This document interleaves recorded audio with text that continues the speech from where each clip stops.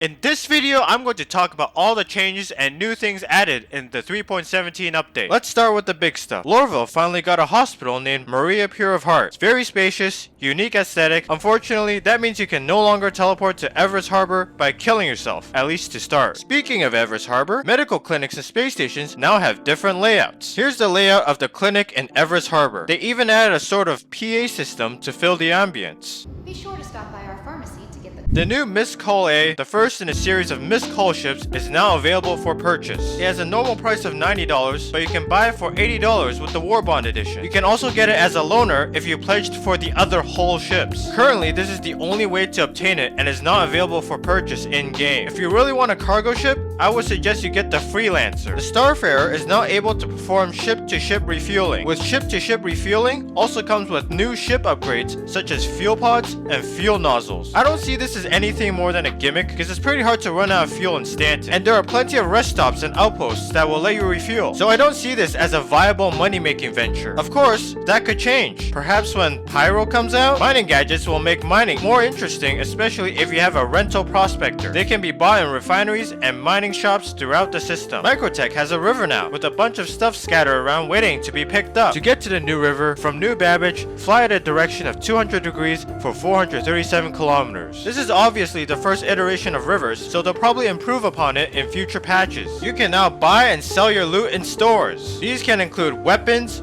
armor, ship components, and more. But you can only sell items in stores for which they have. For example, you can't sell weapons at Everest Harbor because it doesn't have a weapons store. It's gonna make bunker missions a lot more profitable. This also means they changed the UI of the kiosks. So good luck trying to sell your 3 million medical gowns. Oh, and they added a TV in the Galleria. It shows an ad telling you to go to Orison, as if they're not shilling Orison enough. I don't know if this is new, but it looks pretty nice. Speaking of loot, they added a whole bunch of loot to the loot pool for you to find throughout Stanton. This includes items previously exclusive to subscribers before 2022, and the devs plan to add future subscriber flare items to the loot pool after 3 months of exclusivity. Area 18 has a coffee shop vendor now for all your caffeinated beverage needs. The stall was always there, but now they added an NPC. The NPC will actually go to different areas of the stall depending on your order. Unfortunately, there's a slight problem. You can only drink this. The rest you can't drink.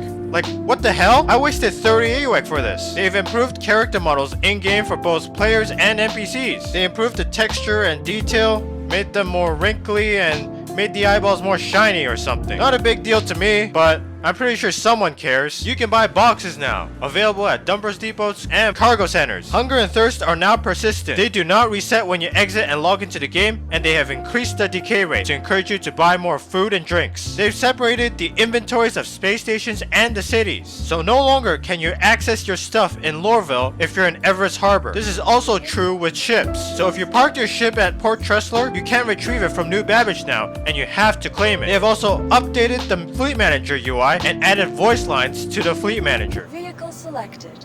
Stand by. They've significantly buffed the inventory size of cities and space stations from 100 SU to 1000 SU. Ground vehicles will now be harder to detect at higher ranges. You can put ship items into your local and ship inventory like missiles, quantum drives, power plants, and more. This also means that they buffed the ship inventory size for all ships. They've changed the injury system, so you're more likely to get injured in certain situations like repeat combat encounters, but less likely to die instantly. These ships have received a buff to their hull health. These ships and vehicles are now available to purchase in-game in the persistent universe. A keybind to request ATC landing and takeoff has been added. Now you don't have to manually open the comm link and go to your friends tab to request landing and takeoff. By default, it's not bound to any key, so you have to do it yourself, but this is a very good quality of life addition. Then there's a bunch of polish and balancing updates. For ships, they've updated the shields for heavy fighters and large ships with size 2 shields. Before it was bubble shaped, but now it will be front and back shields. For example, this is what the shields look like in the Freelancer. Target shield status will also stop updating on your display when target is farther than 8 kilometers. Ship weapons have been updated. I'll show it here because there are a lot of changes and I don't know if any of them are a big deal. FPS weapons have been updated with the details shown here. They added this line in the center of the screen when flying. I feel like this might be more for debugging purposes than gameplay, but personally, I don't like it. It just adds more clutter on the screen. The Easy Hab elevators have been slightly modified. The buttons are now located closer to the door. Then there are a bunch of back-end improvements, such as reducing ship desync issues and reducing CPU load when using certain ships, along with numerous bug fixes,